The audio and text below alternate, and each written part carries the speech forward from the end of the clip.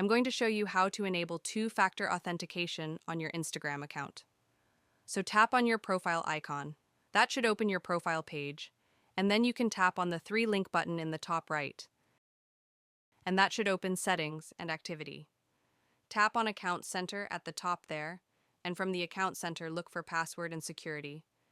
Tap on that, and then you should see two-factor authentication. Go ahead and tap on that, and then choose which account you want to enable it for. And as you can see here, I'll choose the two-factor authentication method. I can use SMS or WhatsApp, or I can use the authentication app. I'll choose WhatsApp because it's a bit more usable. So I'll tap on Next, and I'm going to add a phone number. So I'll put in my actual WhatsApp phone number. So I'm just going to tap on Next. And they're going to send a code to that number. You can check your phone, either WhatsApp or a text message. As you can see, it's from Instagram, and that is my code. Okay, so I'll just go back to Instagram and add that code, and then tap on Next. And that's it. Thanks for watching, and I will see you in the next video.